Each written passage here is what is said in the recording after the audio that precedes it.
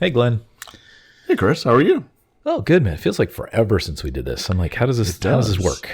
Is this like riding a bike, or do I have to like get out a manual again? It's been like, what, 6 months since we recorded something? I think just a couple of weeks, but it does seem like a long time. Sure does. I think our fans are probably feeling the same way. They've been clamoring for us. Yeah. You know what they've been clamoring for? You know I took a lot of heat on? I don't think I have this in the rundown, so already I'm going off script. But you know I took a lot of heat on? I got a lot from a lot of people. What?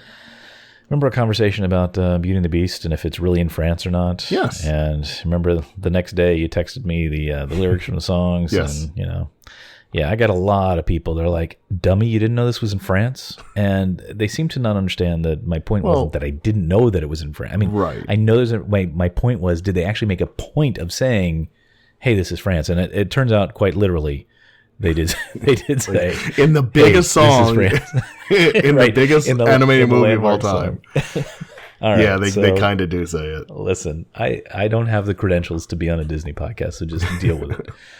But no, anyway, it's fine. But yeah, you were making a valid point because as I listened back to the show, I'm like, it is. I don't know if it's odd or whatever, but everybody has an American accent. Right. And that was whether it's Aladdin or Mulan or Belle or whatever, they talk like they're from the Midwest, Yeah. Which and that was my point in bringing it up, is mainly was just like if you like you say, Aladdin, like if I lived in that region and I saw this movie that Americans made, I guess I wouldn't, because people wouldn't see it, but would I just roll my eyes and go? It'd be like if they that movie that's inscrutable to me, the one in New Orleans, the Princess and the Frog.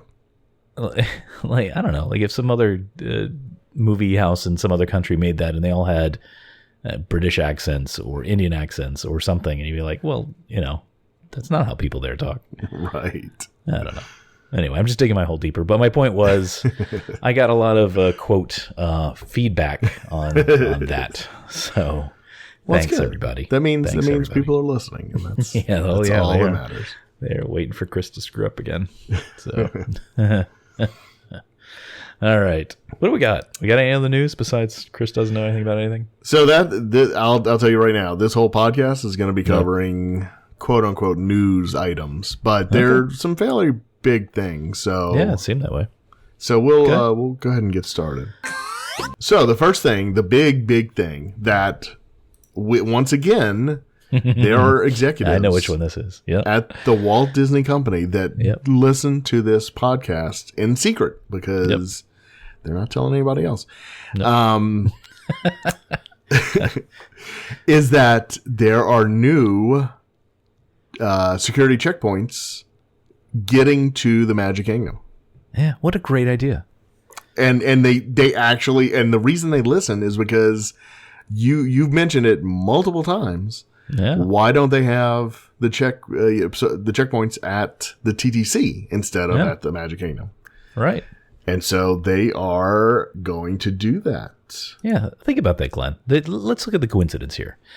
They've had security checkpoints up there for now 15 years or so, right? Mm-hmm. And they've been pretty much in the same place. Our little show comes along. Suddenly we're talking about maybe they should do that a little bit differently. Boom. Changes happen. Like almost immediately. It's crazy. I mean, somebody might say it's coincidence, but I don't know. Seems pretty cause and effect to me. Me too. I'm gonna take it. So good. Thanks for listening, Bob. Good job.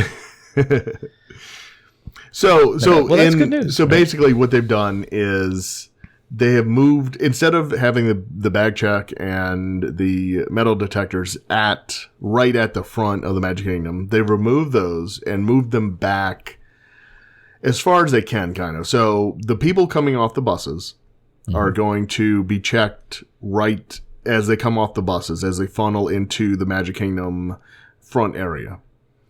The monorail and ferry boat people will be screened at the TTC.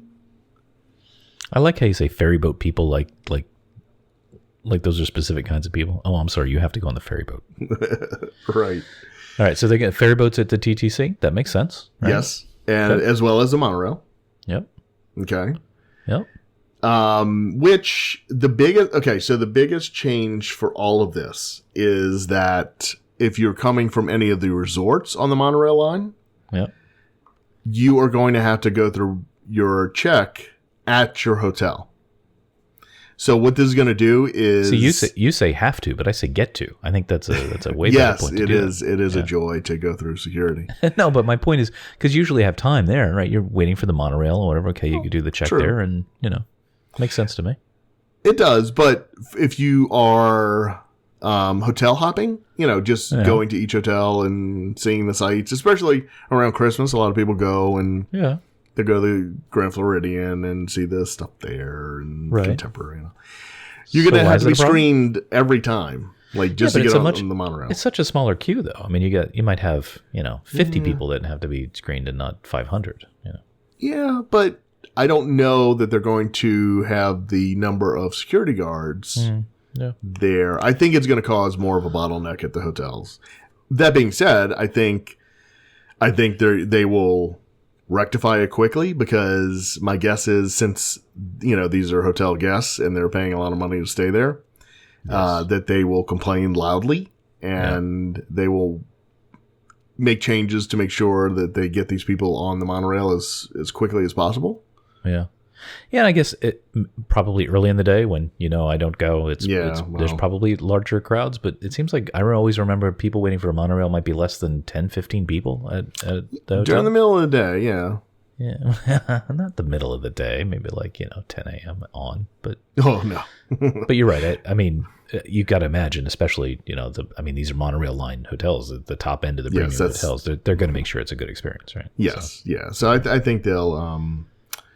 I don't know where they'll do them, because I'm just thinking of the contemporary. I mean, you take the escalator up, right? And then you go, there's not a lot of room. No, that one there isn't. Grand Floridian's easier because they got the big kind of, probably right at those doors where you go on the deck thing. Yeah, but once again, what, is that going to look good in the lobby of the Grand Floridian? Yeah, I think so. Here's what I bet they're going to do. They're going to have... They're going to have, the bag check, right? Okay. They'll have that at the doors. And, in that environment, they might not need to have such security dressed. What am I trying to say? They might change the uniforms a bit to kind of blend it in. Yeah, right? So maybe they'll look like British bobbies or something. So, and then I bet the metal detectors themselves would be right at the door. So it almost kind of blends in with the door a bit, something like that. So, because then everybody would go through. Yeah, right? That's true. So I think they could camouflage that pretty well. Yeah. Well, I hope so. I think that's going to be the biggest challenge in this whole thing. Yeah. It's going to be better though. And it's got to be a net win just to reduce, just for everybody that when they get to the Magic Kingdom, either you're already cleared, right? Because before you get on the monorail, you're like, okay, you got to do your preamble, whatever. But once you're at the Magic Kingdom and you're there and you're almost there, the last thing you want to do is stop for all that nonsense. So especially with magic bands and the turnstiles, they don't have anything you get there and you get off the monorail, you can run to the entry point, do your magic band and go on in, right? I mean, that's the experience that they want to provide for their guests. Exactly. I'm just, honestly, all kidding aside, I'm shocked it's taken this long for them to do it, but cool. Well, that's great. When does all this happen? Is it happening now? It happened. It happened. It's done? Yesterday it started. Oh my goodness. Okay. Yeah. So next time you go, it'll be in effect. Oh, well, maybe we'll have to do a side trip to a monorail resort. Or we can just crib some notes from some other websites and call it ours. Yeah. Well, good. Thank you, Disney. All right. Next is just a note that FastPass is now available for Avatar, for the two attractions in Avatar. What's the next story? Next story is the music of Pixar Live will debut at Disney Hollywood Studios this summer. Oh, okay. Oh, really? I thought you'd be more excited about that one. This must be the doldrums of the news. I hope it picks up. Oh, again. Really? Oh, because I would actually like to go to that. It's going to be where they do Beauty and the Beast, at the, what is it called? Oh, is that, is that changing? That's gone? No. They're still, they're going to take out Beauty and the Beast when. Oh, I guess the timing of that wouldn't be so good. Hey, did you know that's in France? I heard recently that's in France. They're going to share it. Okay. So, I don't think I've ever seen that show. Okay, cool. All right. Well, what is? I forgot you hate music. That's right. Okay. Let's pretend I hate music, Pixar, and Disney. So, remind me again. What is the music of Pixar live? What kind of show is that? Walk me through it. Maybe I will like it. Maybe my kids will like it, and I'll like it because of that. Yeah, maybe. It's like a live action. We'll sing some. We'll pretend to sing some songs from Pixar movies. Is that what it is? No, I don't think it's audience participation. No. I mean the people on stage. They're going to lip sync to some. No, it's going to be an orchestra. Oh. So it's going to be a symphony of characters. So it's a limited time concert event that will showcase memorable music from Pixar Animation Studios films, complete with a live orchestra and appearances by beloved Disney Pixar characters. Okay, now I'm more intrigued. I didn't know that. See? Yeah. So it starts May 26th, and it'll be presented 3 times nightly. Okay. Once again, my ignorance is hampering my life. I see. Is it actually going to be conducted by Buzz Lightyear like this picture shows? Because that would be no, I don't think so. No, it's too bad. But anyway, so I thought that was a good idea, especially since they're doing all the construction there. They need some more stuff to, And I don't think they ran that Beauty and the Beast show that often. It seemed like there was always like long stretches where. Yeah, I think it's like a couple times a day, right? Yeah, right. I so mean, now I don't think use it's that more area a than bit more. 2 times, maybe 3 at the most. Right. So now they can use that area a bit. Oh, yeah. Good. All right. Now I'm excited. You talked me into it. There you go. Okay. Now I'm happy. All right. What else you got? Okay, I put this one on here specifically for you. It's a Disneyland item, but so they just reopened their Autopia, and it's now sponsored by Honda. Mm-hmm. And so they have added Osimo. Is that how you say it? Asimo? Asimo. Because it's named for Asimov, right? Isaac Asimov, which I believe is at least the pronunciation I've heard most often. So Asimo? Sure. So they added him and his new robotic friend Bird to the attraction. So as you drive around Autopia, you'll see Osimo and Bird. And it looks like they're trying to go on a trip, but they're having some problems. So, is that what Honda wants to portray? That their technology is having some problems? I mean, it's if you really think about it, and look at the pictures, it's like. Okay. Yeah, actually, I'm pulling those pictures up now. Oh, that's interesting. You know me, I got a thing for the robots, and I know. And it's this particular robot project has always intrigued me because it's like it's almost like pure research for Honda. Mm-hmm. And I don't know how much you know about it, but they've had Osmo. They've had this robot for maybe 2 decades now. I'd have to look at Wikipedia. At least 15 years, I think. Mm-hmm. But through they've gone through many generations of it. Mm-hmm. And actually, the first time I saw Osmo, maybe the only time, was at Epcot. They actually had I can't even remember what it was part of, but it was some limited run event. They did it in remember that World Showplace? Is that what that's called? That is what that's called. Okay. I was with you. Did we know each other? Did we go together? I was with you. Oh. Yes. No, it was a long time ago. Yeah. It had to have been like 2003, 2004, or something like that. It was a long time ago. Yes. Yeah, I'll check Lightroom for the photos. Anyway, so remember we saw him. He walked up and down the stairs, and they did a little show and whatever. Like, why don't they do more of that at Epcot? I'm trying not to go on my Epcot rant again, but I mean, maybe actually it'd be kind of cool. Maybe there'll be some things. It's not as maybe there'd be something that Honda could do over at Epcot. I like that. Yeah, he was in Interventions in Disneyland. Okay. For 10 years, they had an exhibit with him. Hmm. So he ended his run there in 2015. Yeah. And so now he's part of Autopia.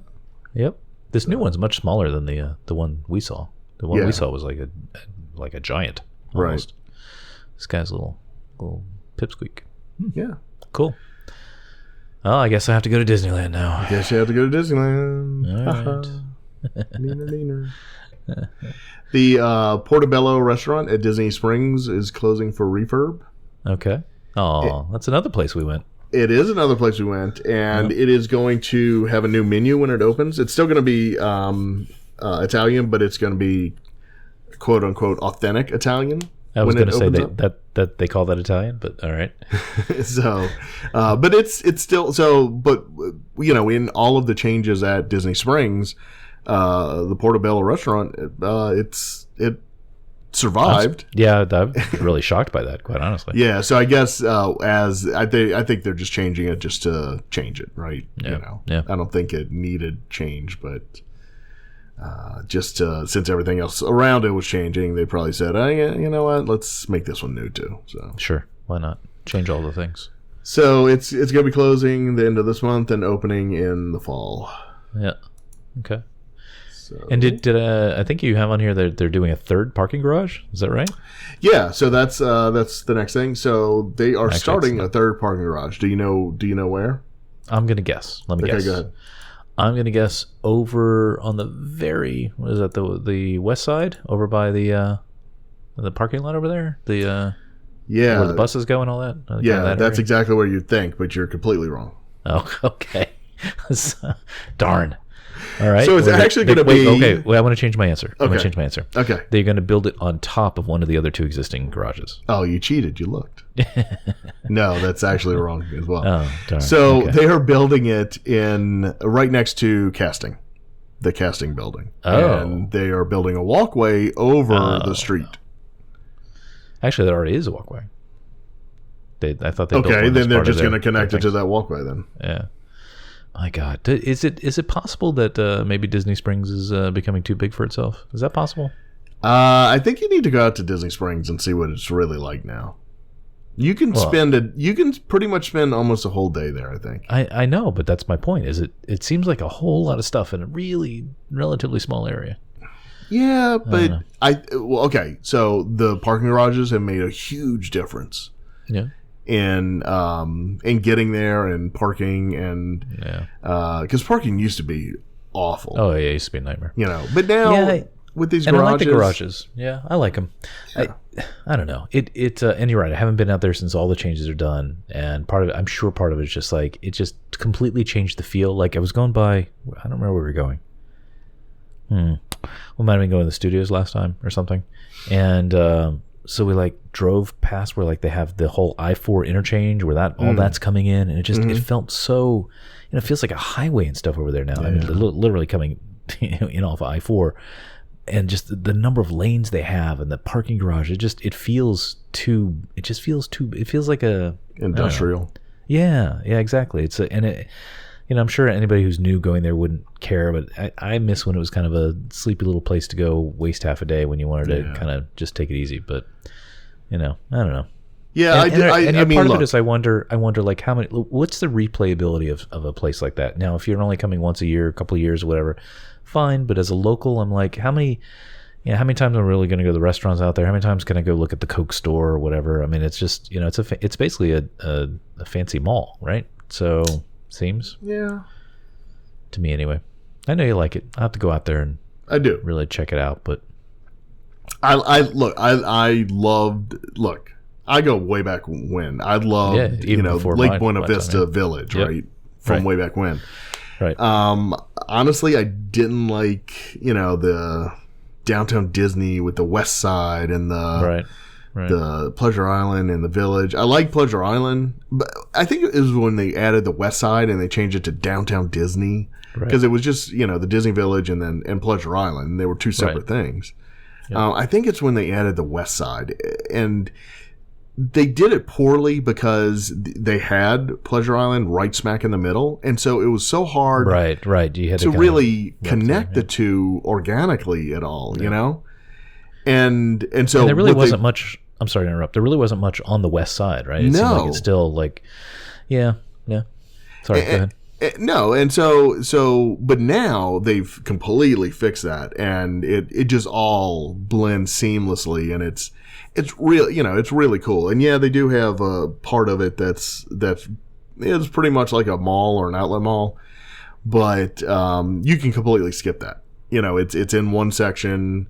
The center of town or whatever the heck they call it. But I mean, the whole thing is just, I don't know. Yeah, but they have some really good restaurants out there. It just feels so, I know, but I think you're discounting the restaurants that are out there. I think if you went out there, you would see what they had and you'd be like, yeah, you know what? I think we could come out here quite a lot. Really? Yeah. All right, I'll give it a try. I don't know. To me, that was, and it's just, my history with it, but that was the place that was like, this is the low stress, easy. When we're tired of the crowds, but we still want to feel some Disney. You know, want to go to World of Disney, get a little shopping done because we got to pick up some souvenirs for family members, or see things we haven't seen in other places. Grab a little low key lunch somewhere without. I mean, they got some nice restaurants, but I mean, how often? I don't know. I don't know. It may just not be for me, but it just seems like it's gotten bigger and bigger and bigger to a point where it's just like. The Lego store, when it was smaller and there were a few people, it was neat to go there and whatever. It's I don't know. It's just gotten so big. Yeah, it has. Literally, I mean, there's no denying that. It absolutely has. Yeah. I'll give it a shot though. I'll go out and so then I can tell you you're really wrong.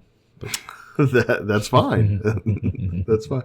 I love that. When I moved to Orlando, I was all by myself. And I would go out to Disney, the Disney Village, and like you said, it was very relaxing. It was quiet. I could walk around all by myself. You had the water there, and sometimes they would have little school like choirs and things would do performances out there and stuff. Right. And it was just kind of relaxed and nice. And now it just feels like you've been dropped in the middle of Manhattan, right? And like I said, so when World of Disney opened, and that was, part of the whole West Side and downtown Disney thing, that was the signal for me that it was done. I hate the World of Disney. I hate that building. I hate it because I get lost in there. It's actually much better now. They've actually organized it better. I guess after 20 years or whatever, they've kind of figured out guest patterns. But at first, it was awful, and I hated going in there. Yeah. And so, I from that point on, it's like, all right, well, it is what it is. And so, I suffered through all the downtown Disney years. So now it's like, okay, well, now they've fixed it, and it's enjoyable to go out there now. I don't mind it as much because at least it has some kind of theming. It's all one now. It's not broken up. Yeah. And they've made an effort to put some good stuff in there. So, all right, so anyway, that's how I view it now. Okay. But I do. I'm like you. I miss the old village. Yeah. I'm really surprised they need a third garage though. I mean, I thought with those two that ought to cover it, but I guess not. Yeah, I think during the busy times they'll need it. And it sounds like that's all they're going to use this for is for overflow. When the other two that makes sense. Yeah. That makes sense. I wonder if it'll also be used for cast parking. It very well may be. Especially since it's over there. It may. You know what? I wonder because I've seen a lot. Not always. Often when we're over there, I see cast walking across the street or that walkway going to casting. So it seems like they had to park on the other side and walk over. So maybe that's one of the reasons. So it kind of makes sense. All right. Yep. Yeah, Disney Springs just gets bigger and bigger. Cool. Yeah, cool. Okay. Also closing for refurb is Mission Space. So, okay, here's the deal with Mission Space. It is closing for a lengthy refurbishment from June 5th through the end of July. So basically 2 months. Now, if you think about it, there's 4 ride bays, right? Okay. So they can actually do most of the work while the attraction's still up and running. So they can just close down a bay at a time and do whatever work they need to do. And that is what they're going to do. Okay. However, it sounds like, and rumors are, that they're actually going to change it up. And what the rumor is that the actual experience in the attraction will be different. And it sounds like it's going to be randomized. So you never know which adventure you're going to get. Okay. Like Star Tours. Yeah. Like Star Tours. Exactly. Like Star Tours. Huh. So anyway, that's kind of the deal with Mission Space. But I sent you a message yesterday, just because I'm curious. What do you think of Mission Space? Yeah, it's an interesting one for me because I'm a bit of a space nerd, so I like the space things. And I was there while it was being built, and they had the whole preview center, just like you were, and I was looking forward to it. And I remember we opened it and we rode it a few times, and it was great. And you know what? I can't remember the last time I rode it. Right. But there's a couple of reasons for that. One that don't have anything specifically to do with the ride, more just my life personally. But and I guess that's why they're going to put these random different things in, because it's like, how many times can you do that? Saying, "Oh, hit the switches. Oh no, we're going to crash on Mars." Right. Right. Sorry if that's spoilers to anybody. It won't matter. It's changing anyway. Right. So I hear. So it's like replayability on that is like, okay. Unlike a roller, it's kind of weird because it's kind of a thrill ride, right? Because you get the rush of the movement and stuff. But like a roller coaster could have a lot of replayability, but that doesn't for some reason. So I don't think about riding it often for that. But then the other problem is my wife doesn't like it, and my kids are too young to go on it. So there's just not enough draw for me just to go by myself. So that's the other reason that I haven't been in the last 5 years or so. Yeah. But I don't know. What do you think? So, I'm kind of like, I like it. I love the theming. I love the entrance to it. I mean, obviously I love the big turning space station on the inside, and, overall like that. But the actual ride itself is like, once you've done it a half dozen times or so, it's like, replayability seems kind of low. But what do you think? Yeah, no, I'm with you. I think they definitely need to update, maybe not upgrade, but update the movie in there, because it's so predictable, and it's maybe they could actually leave the launch through the where you get into outer space and stuff, but then you could really change it up, and you can go to the that'd moon, be cool. go to Mars, different places. Yeah, they have different. Sorry. Well, no, just have different adventures. Mm-hmm. And I do love that first part. I mean, I still vividly remember the first time riding that, and that rush when you're launched, and like, wow, that is quite impressive. So, yeah. Well, I guess I don't know. Well, I mean, at least we give it a reason to ride it 1 or 2 or 3 or 4 more times, depending on how many different variations they have. But yeah, be kind of cool. Yeah, I want one of those. I just want one of those capsules in my house so I can just sit in and flip the switches. Is that? I'm waiting for one of those to go on sale at property management, but property control, whatever it's called. Yeah. Do your kids like it? Have they been on?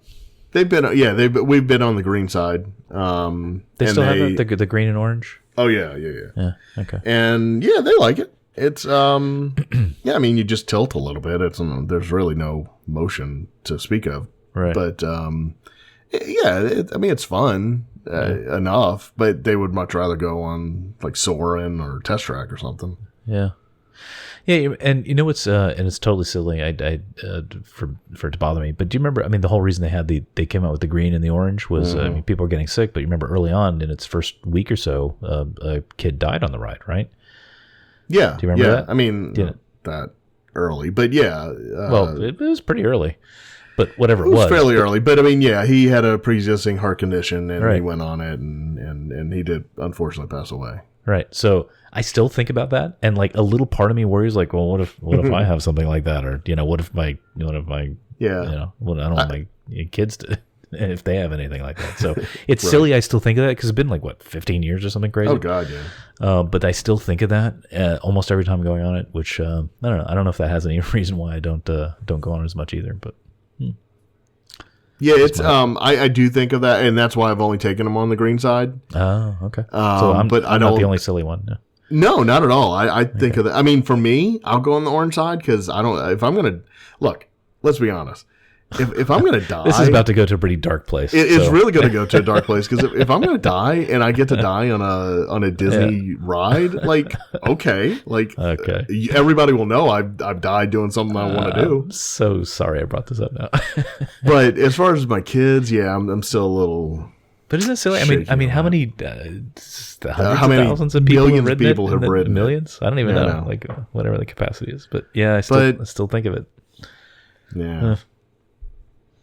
Megan might go. She might go on that side, but Glenn Paul will never get. Not anytime soon. He just doesn't like it. Yeah. No. Yeah, and that's a hard thing to judge. At least I think for me, for kids, like to judge whether they would like it or not. And it's kind of a problem because it's such an intense sensation because it covers lots of things, right? Motion, dizziness, claustrophobia, like it'd be kind of hard to judge. And I remember the first time we went on, I was a little nervous because you don't know how you've never been in any kind of situation like that in normal life. So I was like, and remember, like you line up before you go on, and the cast members, you could tell they were trained to look people in the eyes and go like, "You okay? You gonna be okay with this?" And so it's kind of an intense ride. So it is. Yeah. Okay. Well, at least some changes. That'll be good. We'll see what they come up with. It will be. They need to do something. Yeah. Oh, the other problem. Here's the other problem I have with that ride. Ready? Yeah. Go ahead. The other problem is, I always want to have my camera out to take pictures of like the inside and the movie and stuff, but you're not allowed to. So. Oh well. You have to put all your stuff in the little basket. Have you really? Yeah. I'm gonna turn you. I've recorded the whole thing, and as soon as I get in, I have my camera out and I'm taking pictures of the inside. And you're the reason the whole mission is screwed. Nobody's ever told me any. I've never heard that. Well, they no. When you get in, they tell you put all your stuff in the little basket, and just like Star Tours, right? Don't have your stuff out. Yeah. I guess it's because actually I was thinking about Star Tours earlier. I guess it's because it's Star Wars that I'll go on that a million times. So, so I don't know why that's any more fun to redo than Mission Space, but maybe. Well, I mean, Star Tours, it's 3D, so I mean, you can't really get any good photos in there. Yeah, I know. But in Mission Space, I don't know. I've never. I mean, they tell you to do that, but they don't check. I mean, but who listens? They don't say. Well, no. They don't say you can't take photos. They just say if you want to keep your stuff safe, put it in the thing. You can keep stuff out. I just didn't know what the motion. I don't know. Like I've stuff flying around in outer space. Cameras up and everything. I don't know. Please. There. Well, next time I go, then that's what I'm gonna do. I'm gonna have all my gear out. That's right. All of the GoPro stuck to your head. Yeah, I'm gonna get a little clamp with like a tripod clamp, and I'm gonna attach it to something. Right. And, no selfie stick though. Yeah, it's so funny. Selfie sticks. I've seen so many people busted for selfie sticks. It's so ridiculous. It is. Sorry, Sean. All right. All right. Was that the news? So, I don't know if you know. I'm going to say you don't know because you're not a huge sports fan. And I couldn't care less about college basketball. There was some kind of basketball game last night. Let me tell you something though. If you ranked like all the sports in the world and you included like curling and like anything you could think of, basketball would be at the very bottom of the list for me. But go ahead. Yeah, for me too. So anyway, in March, the college NCAA, they put on a tournament of 64 teams. And they have all these brackets and regionals and all this other stuff. So they eliminate each other all the way until you get down to 2 teams, and then they play for the championship. And so everybody and their grandmother tries to do some cute little thing similar to that to make it to tie in to its promotion, right? To March Magic or what is it called? March I'm looking at the Disney thing. March Madness. Thank you. Yeah. So Disney has come up with a March Magic, and they've been doing it for I think 4 years now, 4 or 5 years.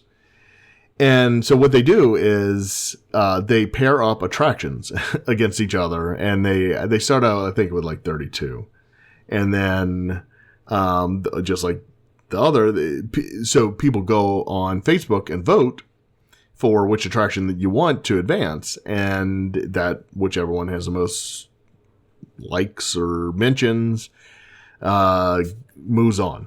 And so this year the winner was announced today. The winner of March Magic 2017. I can't wait. What is it? It was between the Tower of Terror. Yeah. And the Tomorrowland People Mover. Wait, so they got past the Haunted Mansion?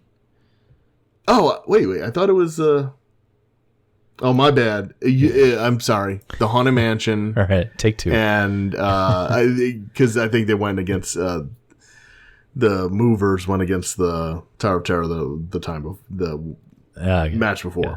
So yes, you're correct. The Haunted Mansion and the People Mover, and the winner was the People Mover. Yeah, because you made me vote, and I'm sure it was my vote that turned it over. I did. Look, Haunted Mansion's an awesome, great ride, and it's won it in the past. Yeah. So let's, everybody knows how awesome the People Mover is. So let's give it let's, All right, well, it won, right? It did. So the best part of this whole thing is just the graphics they came up with for each the quote unquote team that was there. So that's cool. So they can actually they're going to make something out of that? Do I get to buy a T-shirt with the? Oh, you can buy T-shirts. You can buy posters. I don't need a poster. Thanks. Oh, okay. I'll get a T-shirt. Why not? Yeah. So the T-shirts are cool. The only thing is on the back they have numbers. Oh. Like a jersey, and that's what keeps me from buying it. Yeah. Which is good. I'm glad they do that. It's like Sure, your wife is happy about that. Exactly. So, yeah.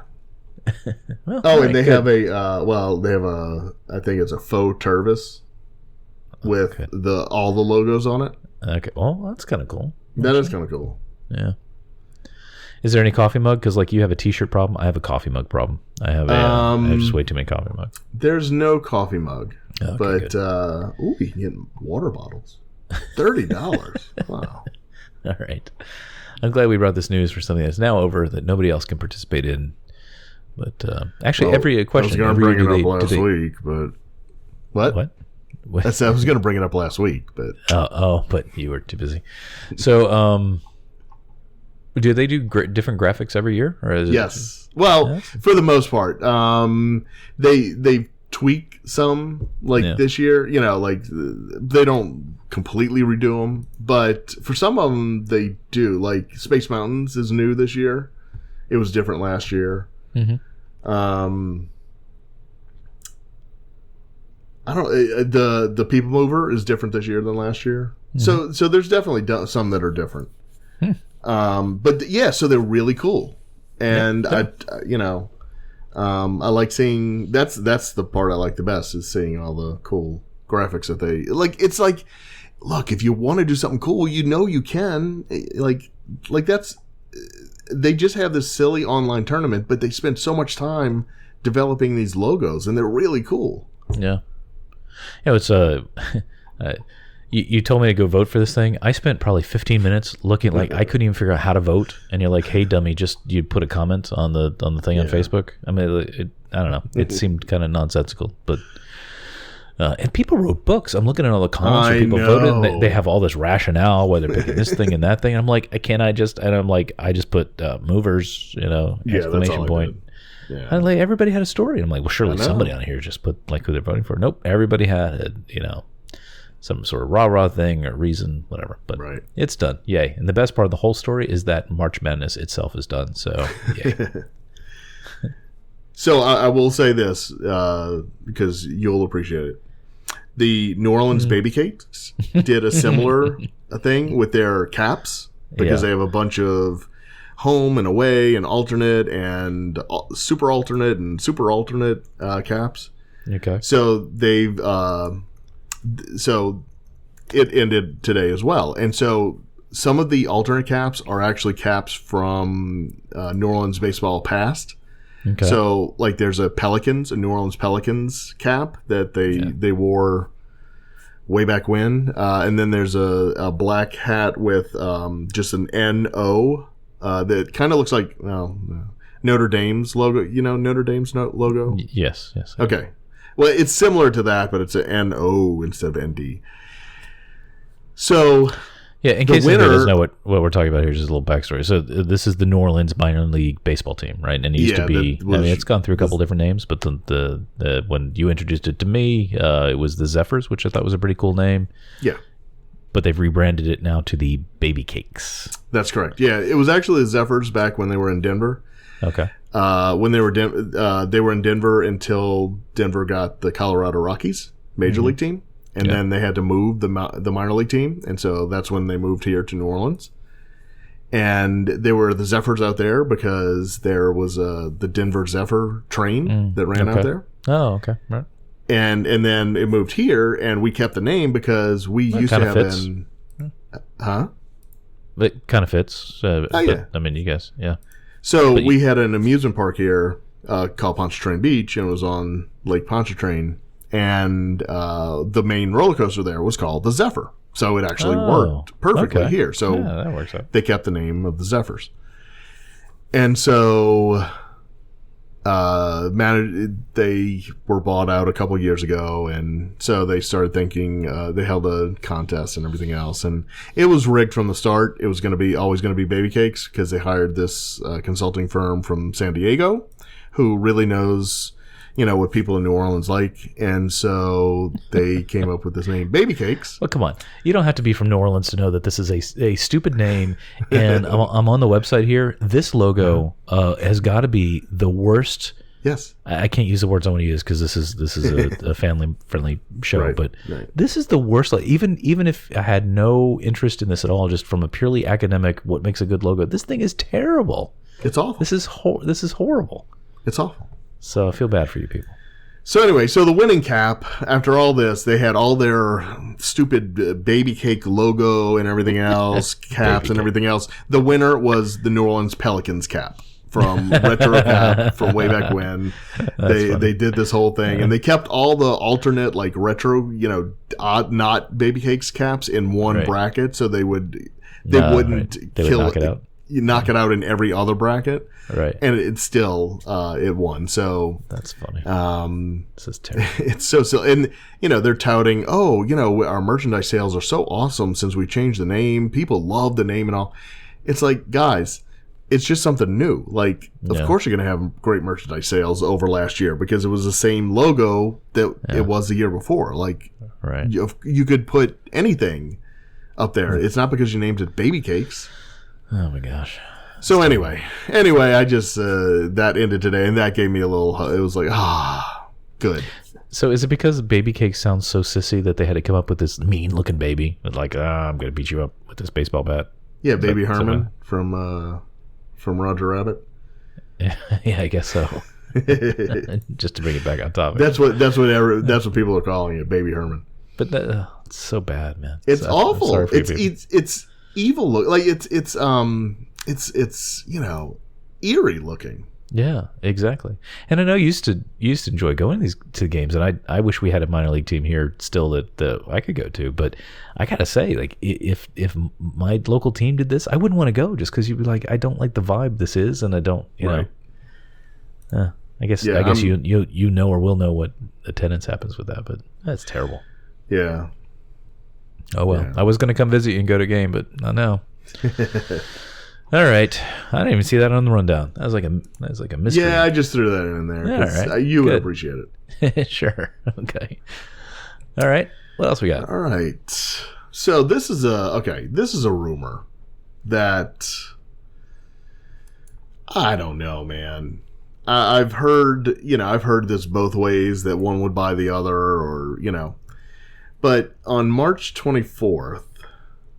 Apparently on Yahoo Finance, there's an article that Wall Street is starting to talk about the possibility of Apple buying Disney.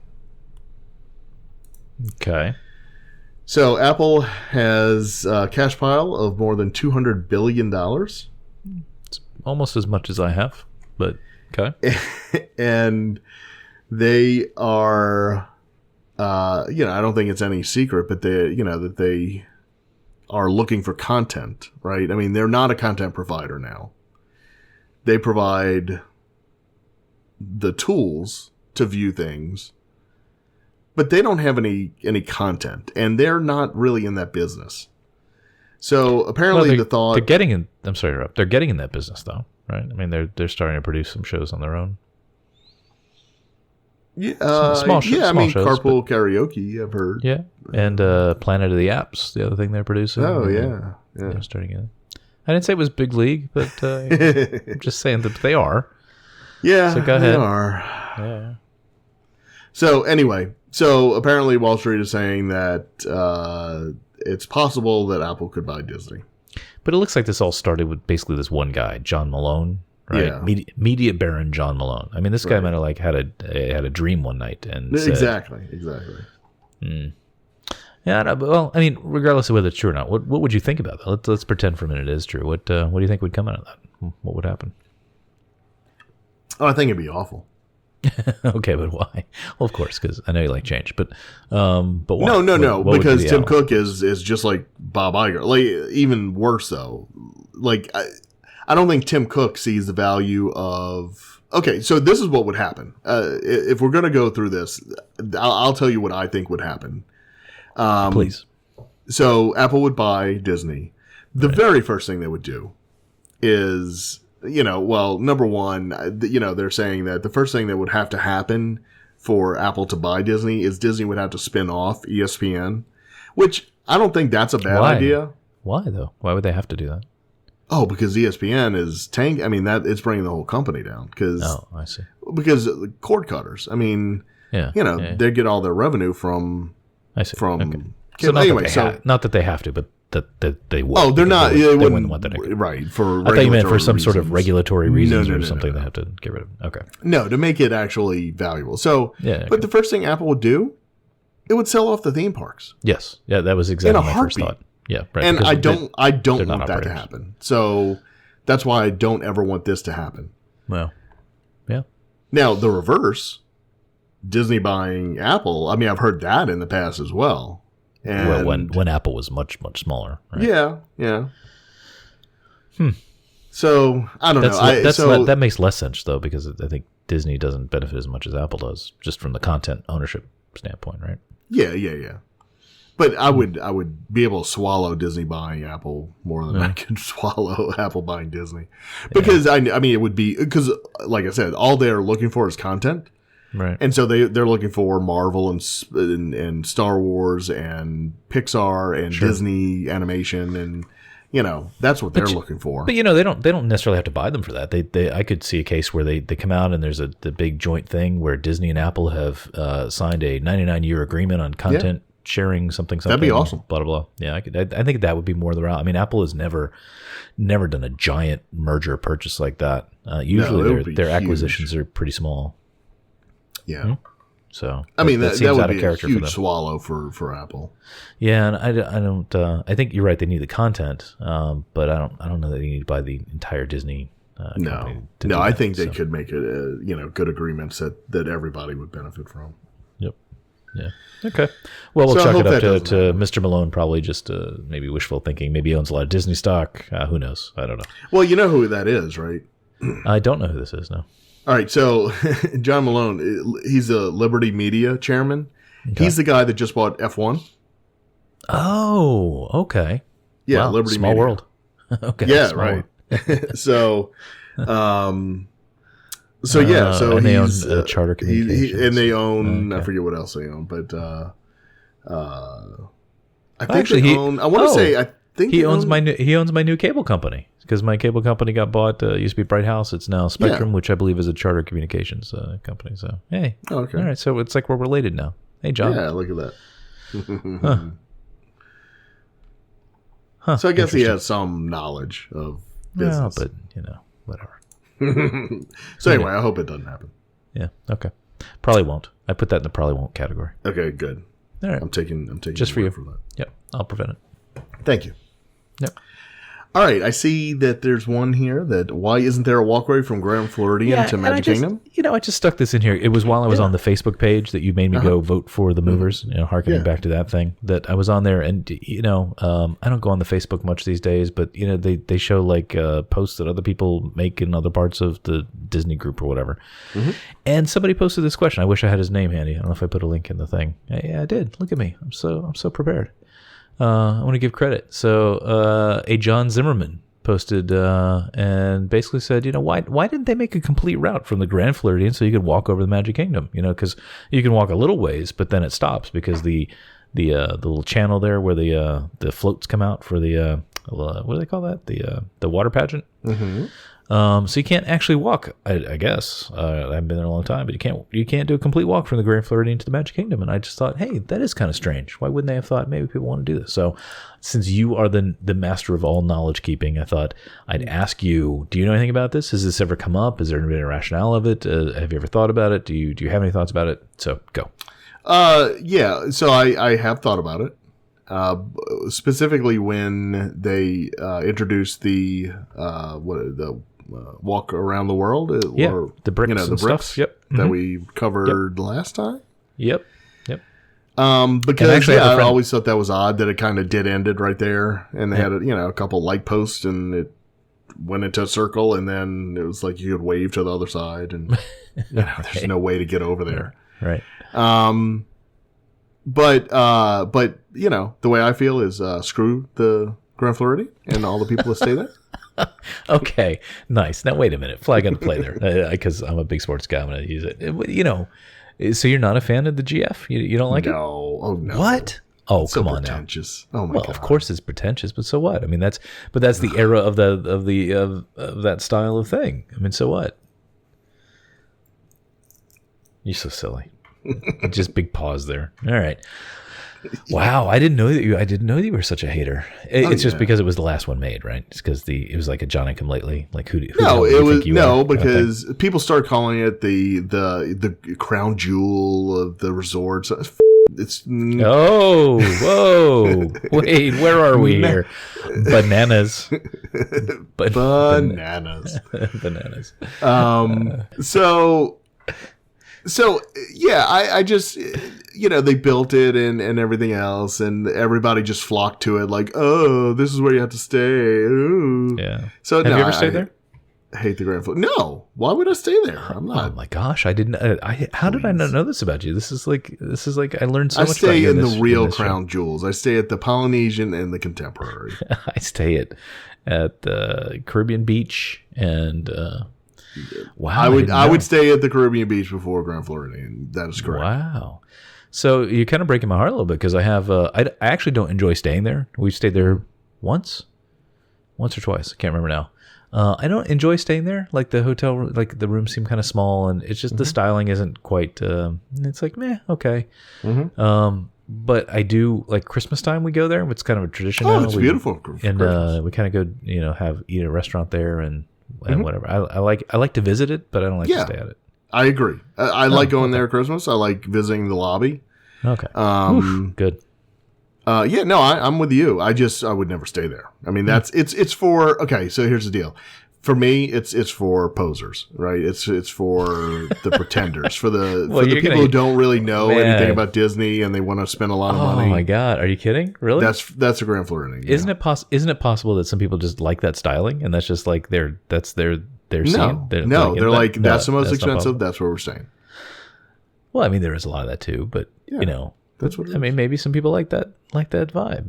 Yeah, good for them. Wow. Then they can save up and stay there. Okay. Well, but everybody send your email to Glenn because I can appreciate the resort. It's not my thing, but I can. No, that's fine. It. And who would think anybody who stayed at the Grand Floridian would actually walk to the Magic Kingdom? Well, no, they'd have to be chauffeured. They'd have their butlers. Yeah, oh, Muffy. You know what? I see a theme here in the conversations we have, but I'll bring it up another time. Back on topic about the walkway. I will say though, because I when the walk around the bricks first happened, we had a friend of ours who ordered one, and their placement was at the very end, nearly the very end of that walkway from the Magic Kingdom. And that was a hike. I don't know if you ever walked down there, but I've actually never walked that way. It's longer than you think. I believe it. I would bet that maybe the smart folks at Disney thought at one time, hey, should we put a little bridge over here? And they're like, do you know how that far it is? This would be like 2 people a year that might walk it. That is a long way. Yeah. But what would be fun to do? I don't know if it's at all reasonable. I'm just dreaming because Bob's listening and maybe they'll do it. You know how on the boardwalk you can rent those bikes and you can ride the bikes along the boardwalk? And have you done that? I don't know if you... I've done it at the boardwalk. Yes, I have. Yeah. Well, that's kind of fun. They should do something like that on that walkway there. Open that up.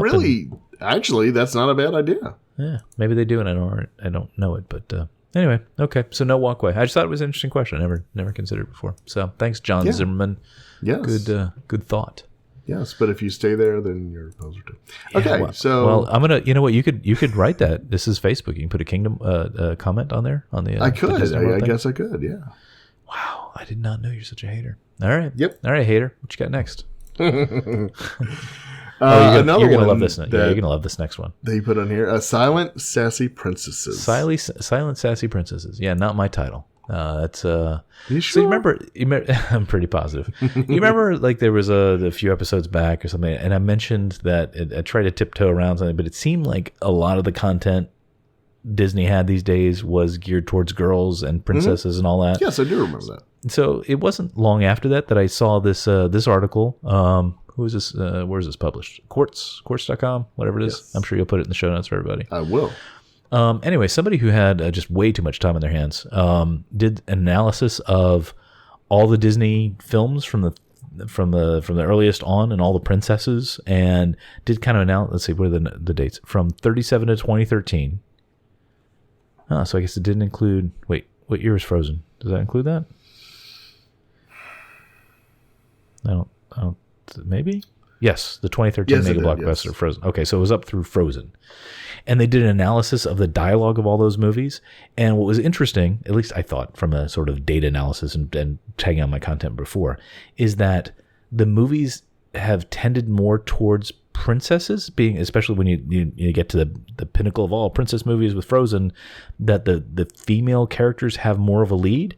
Yet an interesting little statistic out of it is the amount of dialogue they have in those has actually gone down. Like the amount of time, and I don't know if I have to look at it, if it's time or number of sentences or something, but the general amount of conversation that they have has actually reduced in relation to the male and I guess snowmen characters. So I thought that was interesting. Number one, that somebody has this kind of time on their hands, but two, that would actually have that kind of change, because it seems like it would skyrocket the other direction, right? You would think, yeah. Because I'm looking, it says Frozen. The women only have 41% of the dialogue. Right. Like I can't. I guess there was a guy in that movie. Like I can only think of the two female characters. Yeah, and I don't know how they can. I guess Olaf, does he count as a he's a snowman category? He's a man. How do you know? How can you tell the gender? That's a good point. Okay, that's a more relevant question than does Beauty and the Beast take place in France? Yeah, prove to me that he's actually a male snow That's person. okay. I'll give you that. All right. But they have examples here from Tangled and Brave. Female characters spoke 52% and 74% of the lines in Brave, which I guess kind of makes sense because it was her and her mom, right? Right. But I don't know. It just I thought that was kind of interesting because I like statistics kind of stuff. So. And honestly, if you had asked me about Tangled, I wouldn't have guessed that. I think that would be a but because of Flynn and all the people in the bar are men, Yeah, and true. that help, and then the guards are all men. So I would have guessed that maybe would have had more, but I guess the dialogue between Rapunzel and her mom probably took up a lot of it. Yeah, true. And then going way back to the original movies, so the examples I gave from early on was that females they spoke 50 to 70% of the lines in movies like Cinderella, Sleeping Beauty, Snow White. So yeah, I don't know if it means anything, but it's interesting, I thought. And I wonder if they count. It doesn't say. I wonder if they count singing as, or if it's just dialogue. They say dialogue, so it's probably just dialogue. Yeah, I thought I read that it does not include singing. Okay. I could be wrong. Well, that's all right. People can read it for themselves. It's a good read. It's interesting anyway. Just It is. I guess I'm becoming even more and more intrigued by internal biases that we have that we may not even realize we have. So like if I'm writing, if my task is for writing a script for something like Frozen, I wonder if I would have any natural tendencies to not have the female characters take as much verbal presence as others. I don't know. Yeah. I didn't write Frozen, unfortunately, but yeah. Unfortunately, yeah. Oh yeah, you're right. The preliminary data looks only at spoken lines, not songs. Yeah. So I mean, yeah, that takes I'm sure a that lot swings out. it the other way. Yeah. But then that ruins the fun of my story here. So anyway, I thought it was interesting that even somebody takes the time to analyze it. Yeah. So read at your peril. Cool. And yes, I will put a link in the show notes. Thank you. All right, so you have a Photopass follow-up? I do. So this is I thought this was interesting. Again, this kind of goes to my I love data and things like that. So remember we talked about the number of pictures taken at the parks a while back? Yes. And I don't remember what number we came up with like how many pictures a day, but it was pretty high, right? Yes. It turns out I work with somebody, and I didn't know this. They used to work on the Photopass team at Disney. Awesome. Yeah. Not as like a photographer or anything, but like as a technologist on the back end, right? And knew how all those things work. So before I get to my number, which by the way, that'd be kind of interesting thing. We should bring like a number of the show, like some statistic we can bring in every time. Okay. I can't tell if you're serious or not, but that might be fun. No, I think that's awesome. I love that idea. Yeah, once in a while I have. So yeah, so it worked on Photopass. So so the first thing was, how they do the I don't know what they call them, magic moments, whatever they are. Like you put your hands out and like a Tinkerbell shows up. Yeah, according to the person I spoke with, they that's actually done by humans, and like they have huge rooms where people are just like in banks of PCs and just like these constant stream of photos come through, and they place. Come on. No, seriously, because they have to scale the character. The way he explained it to me is they have to scale the because if you have a little 4-year-old putting their hands out, you can't have a giant Tinkerbell covering them up. But if it's an adult, then Tinkerbell might look a little bit larger. So, but they can't automate that? No, I guess. Because I asked that, because I said, but they have you place it like in exact place. He said, you can get it close, but that's only so that the people doing it know roughly where it's going to go. But that kind of like that last mile, so to speak, that final, to get it just right for that. Apparently, it's got to be done by humans. So I didn't know that they've got like a huge staff of people. That's what they do. He's like, I never would have guessed that. He's like these huge conference rooms of people there. I didn't get a number on how many people were there, but yeah, that's and I don't know how long it's been since he worked there, so maybe it's changed, but I think it's been within the last 2 years that he was there, maybe roughly. So there was that, and then here's an actual number statistic. He's like, do you know how many? I went on about how much I love Photopass because as I've mentioned here before, I love Photopass. Yes. Do you want to take a guess of how many Photopass pictures go through that per day at Disney World? Because now I have actual legitimate data from somebody who knows. Okay, so I'm okay. So I will guess. Hold on, let me get my calculator up. Okay, let's play the calculator music, please. At all parks or just Magic Kingdom? Do you have a total number or Walt Disney World? Yeah, I got a total number for Walt Disney World. Yeah. Okay, I will guess 30,000. You are so far off. I can't even like it's like you haven't even gotten it. Well, all right. You haven't even walked I am through. Wrong because I calculated one. I was counting parties. I wasn't counting the number of times I actually clicked the button. So that would actually okay. So how many? I'm off. Well, scale it up. Let's see. So I would say okay. Well, let's say 120,000. No, still way off. Really? I mean, you're getting close to the ballpark. You're like in the parking lot of the ballpark now, but you're not even through the turnstiles yet. All right. So how many? So daily, 600 to 900,000 a day. Whoa! Can you imagine? Yeah, I think that would break my Lightroom catalog. I'm not sure, but I'm pretty sure. Golly, man, a day. 600 to 900,000 a day. Well, now I know why they're so keen for you to get your photos off of there, and so they can erase them. Right? Can you imagine? Wow. Yeah, 600. That is wild. Yep. That's a number. That's the best stat I've heard. I'm actually surprised that surprises you because I'm pretty sure that's what you take a day when you go. Well, yeah, kind of. But so when we talk, well, wait, hold on. When we talked about it in the past, we were talking about total, including Photopass. Yeah, but I think that we had like I think we came up with what, like $1 million a day, week? I don't know. Something like that. Yeah. I don't listen to our show, so. But I mean, the Photopass, we kind of put it the minority of that. I thought. Right. So. Right. I don't know. Our listeners will let us know what we did, but yeah, that's so it could be like double what we were thinking. $500,000 to $1 million a day. Yeah, I mean, because if guests take that amount themselves as well, and why wouldn't they? When you think about just along Main Street, and they have so many more Photopass photographers than they used to. Well, that's what I was trying to figure. Right on Main Street, they might have had. They used to have like 2 back in the film days, right? Especially there was like the one up, close to the beginning of Main Street, and one kind of towards the end, and maybe they added one in the middle. But now it's almost like every 5 feet they have. It really is. So it's like, yeah.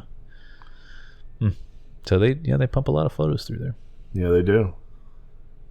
For not a lot, really, it's included with annual passes. Like, they're not getting, what does Disney really get from it? I mean, I guess from people who, so if you're not an annual pass holder like me, if I go and visit, I buy Photopass. Okay, so you get $100 of my money. Yeah. Well, it's something. I can't imagine that. I mean, maybe people do buy individual prints, or I don't know. Do they still offer that? They do.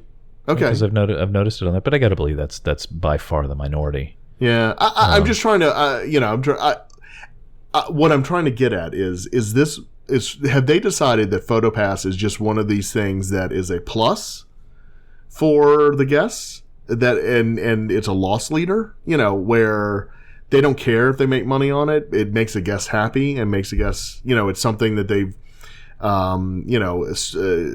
people have taken surveys on it and said they really like the Photopass and everything else. I mean, do you think it could be something like that?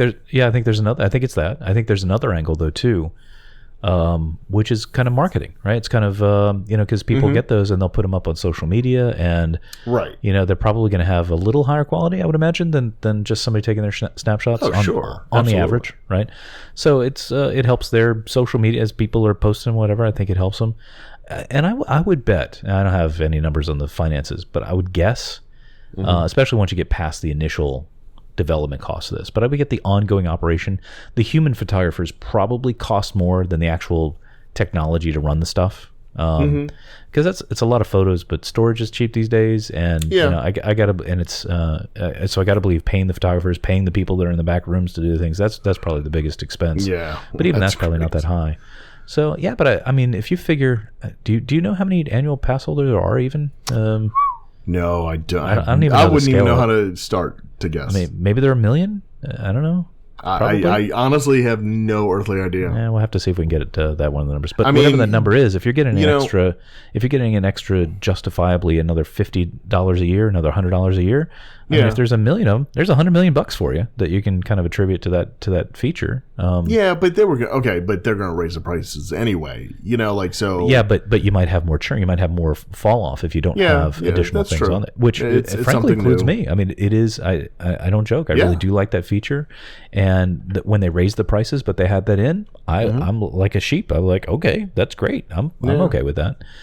So I bet once you look at it in aggregate, because you used to buy it, right? And how much was it for? I buy it every time I go, and it was So it was $150 if you bought it on your trip, but if you bought it at least like 5 days in advance of your trip, it went down to like $120 or no, it was like $100. It was a substantial discount, but let's say $100.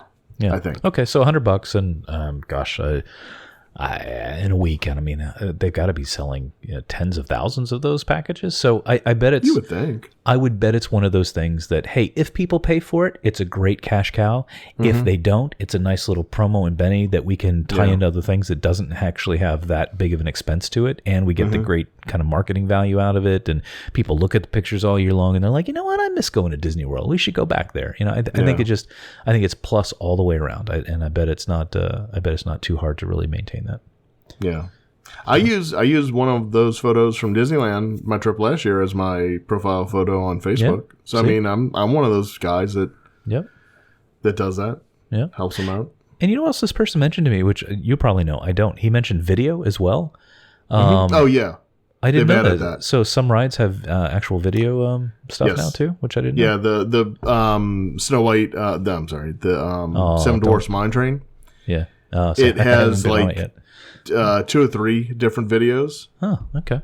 Yeah, and it's pretty cool. Like, you don't even know. You go home and you log in, and it's like, oh my goodness, they took my video on there. And so, what, is it just you like on the ride, or what? It's actually kind of cool. They do a little movie And so they do a little of the ride, and then all of a sudden it's like, they do it in at least 2 places on the ride, and it's like, oh, hey. And then they slow down the train so you can see everybody on it, and then it goes back to regular motion.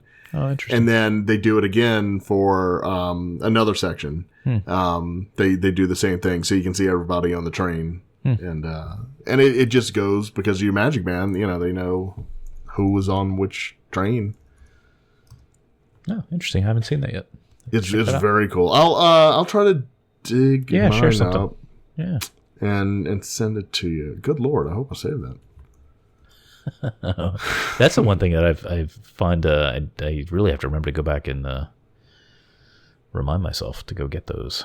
Yeah, you probably only have like 30 or 60 days. No, they're up there for a year. Oh, maybe for annual pass holders. Oh, you think so? Really? No, in fact, for like us now, unless it's changed recently, but for us, for regular schmoes, it's only 30 or 60 days, and then if you need it another 30 days, you actually have to pay them like $10. Oh wow, interesting. To keep it up there. Huh. Yeah. Yeah, I know for a fact mine are up there for a year because I noticed them as they started to roll off.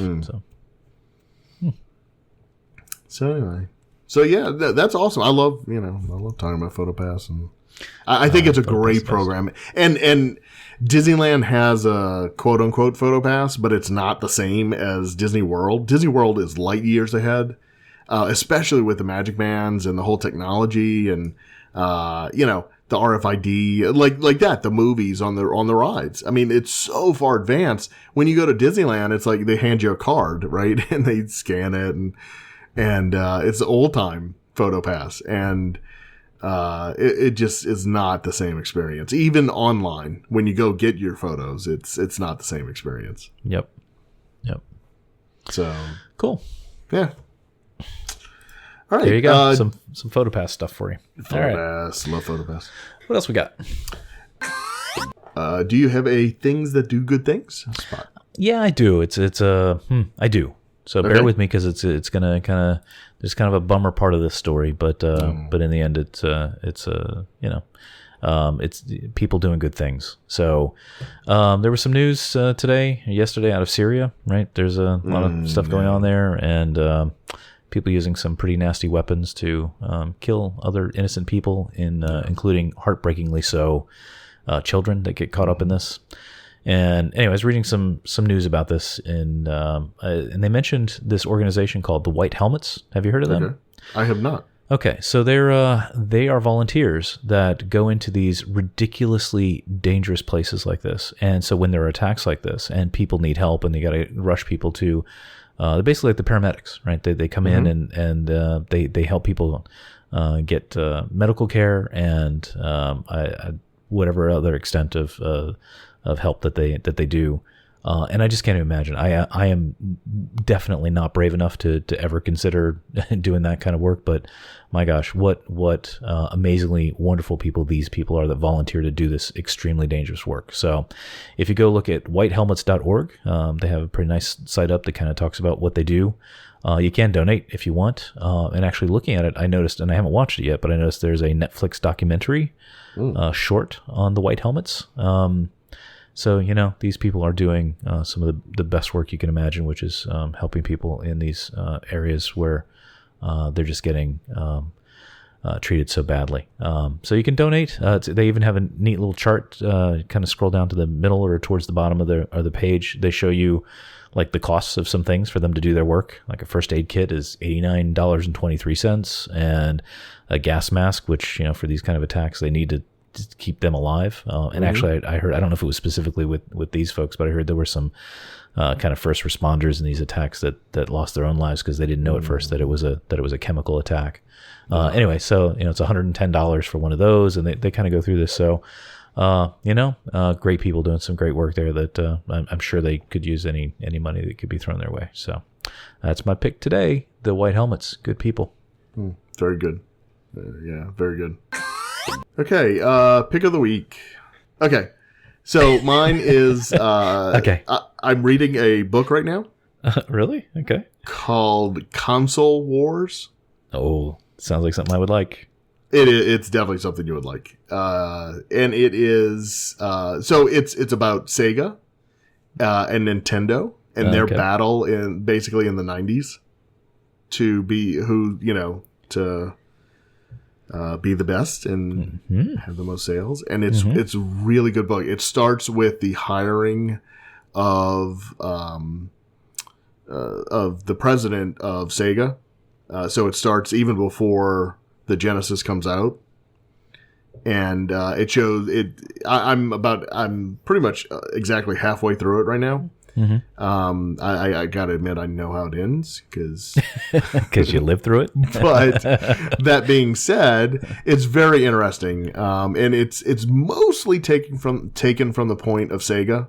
Okay. I think the author had a lot more access to the Sega folks than he did to the Nintendo folks. Yeah, which but it still has a lot of information about Nintendo, as well as what I'm getting from it is they're also going to cover the introduction of the Sony PlayStation. Okay. Which kind of killed everything and took over for a long time. Yeah. So anyway, it's a really good book so far. It's one that I really enjoy picking up and reading about.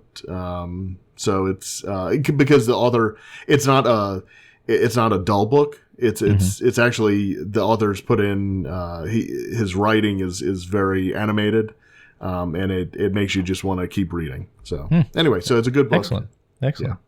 Good choice. All right. See, you always downplay your picks, but they're always good. Unlike mine, that apparently have a shoddy history.